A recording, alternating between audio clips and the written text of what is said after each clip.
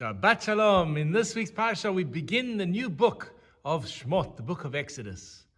And what a contrast between the end of Genesis, where we see the Jewish people in Egypt. Joseph is the viceroy of Egypt. They are given the choicest of land. They are welcomed into the country by the Pharaoh and by his household. Things could not get better. And in just 1 week, we start the book of Exodus. Joseph dies. The generation passes, a new Pharaoh rises, and suddenly we read about the awful decrees against the Jewish people. Life, as they had imagined, was going to change, and not for the better. And in spite of all the decrees, the Jewish people continued to strive. In our Parsha, we read about some incredible bravery displayed by what we would describe as minor characters. Characters who appear without a name. The daughter of Pharaoh, Shifra and Puah, are mentioned as the midwives who refused the decree of the Pharaoh. It is these women who stand up to the evil of the Pharaoh.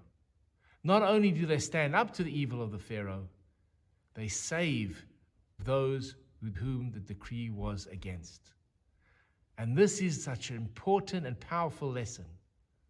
When bigotry and evil and anti-Semitism rises, there's a fear within the community what will be. In fact, the rabbis tell us a very powerful story. Vayikach ish mi beit Levi et bat Levi. A man went and married a daughter of Levi, and they had a child. Next week's parasha, we'll find out that this man's name was Amram, and he married Yocheved. And the child born is, of course, Moses. But it becomes clear that there are two other children born prior, Miriam and Aaron. Why does the Torah refer to this marriage as only this child and not the previous marriage? The Medrash brings the following story. Amram, when he hears the decree of King Pharaoh to murder all the children, separates himself from his wife. And his daughter Miriam comes to him and says, Abba, you are worse than King Pharaoh. Pharaoh decreed against the boys, but you decree against the girls too. No Jewish child will be born. There's no future for the Jewish people if you separate from your wife. And the faith of Miriam prompts Amram to remarry Yocheved. In the face of the terrible slaughter of Jews, of the evil anti-Semitic decrees of the Pharaoh, at a moment when Amram loses his faith, it is restored by his daughter. And this faith, that in spite of all the tragedies, all the evil, all the pain, and the anti-Semitism, that there is a future for the people, this faith becomes imbued and embedded within the soul of the Jewish people. And in the beginning of the book of Exodus, we read about the brave souls who stand up to the evil empire. And even within Pharaoh's own household, his own daughter defies him and brings into the house a Jewish child who she raises as her own. And the interesting thing, the fascinating thing is the silence of Pharaoh. Pharaoh does not stand up, want to take on his daughter. And this is a powerful lesson in its own right. When we see the evil, when we see the bullies, if we stand up for what we believe in, our moral code remains strong, the bully will back down.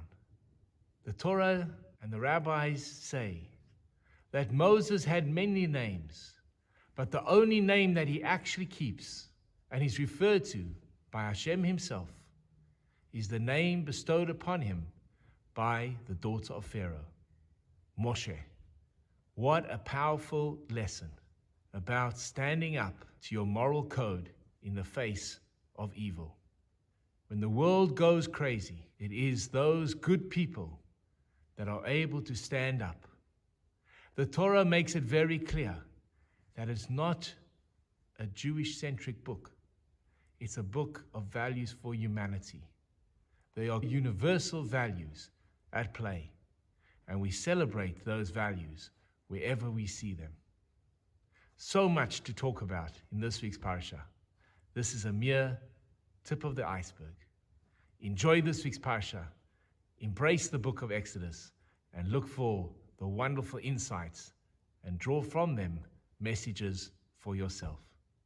Shabbat Shalom. Hi, this is Rabbi Lewin. If you've enjoyed the content of the sermons and the ideas that have been expressed in the YouTube video, please hit that first subscription button and notification bell and share the videos with friends. We'd love to grow the channel and love to engage with you.